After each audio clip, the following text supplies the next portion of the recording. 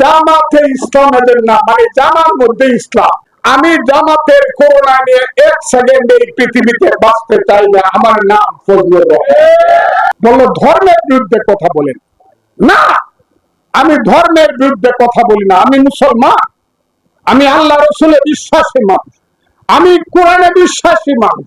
আমি তাদের বিরুদ্ধে কথা বলি যারা আমার নবীর বিরুদ্ধে কথা বলে। যারা আমার নবীর বিরুদ্ধে কথা বলে জামাত ইসলাম, তারা বলে আমার নবী নাকি তাদের বড় ভাই লাগে। আর আমি বলি আল্লাহ বলেছে আমি নবীর নামে দরুদ পড়ি। আল্লাহ বলেছে আমি আমার নূর থেকে আমার নবীকে তৈরি করেছি। কেউ কথা হাসান আমি সব বলেন তো দেখি আপনি। অনেরা বলে নবীর বড় ভাই, এরা হলো ওহাবি।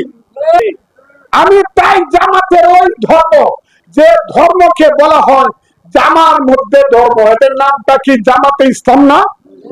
জামাতে ইসলাম এদের নাম, মানে জামার মধ্যে ইসলাম, অন্তরে কোন ইসলাম নাই।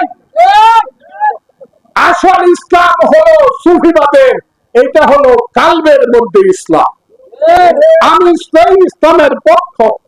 সেই কারণে জামাত আমাকে বলে আমার মৃত্যুর পরে নাকি জানাজা পড়বে না, আমি কাফের। আপনারা কি বুঝছেন আমার কথাটা? অনেক ধর্ম থেকে যদি জামাতিরা আমাকে বলে কাফের, আমার করার কি আছে? এবং সেই জামাতিরা আমার ধারণা চক্রান্ত করে আমার দলকে দিয়া, কি কারণে আমি জানি না, আমার কি অপরাধ, 3 মাসের জন্য বলছে তোমার স্থগিত করলাম, তোমার খালি মুখটা খোলা থাকবো আর কাম কর্ম হইব না বিএনপিতে। কি বুঝে না? 79 বছর বয়সে হবে আমার শেষ সিলেকশন। আমি আমার জীবনের শেষ সিলেকশন ভাটি এলাকার মানুষের সামনে এসে তাদেরকে সাথে নিয়ে করতে চাই। আপনারা কি রাজি? ফখরুল ইসলাম আলমগীর সাহেব স্টেজে বসা মুক্তিযোদ্ধাদের মিটিং, আমি বক্তৃতা করতে করতে এক জায়গাতে বললাম, শেখ হাসিনা তোমার কত গুলি আছে, কত হাজার গুলি আছে, কত কি গুলি করে আমার সাথে হাজার হাজার নেতা কর্মী জেলে গেল, লাখ লাখ নেতা কর্মীর নামে মামলা হলো।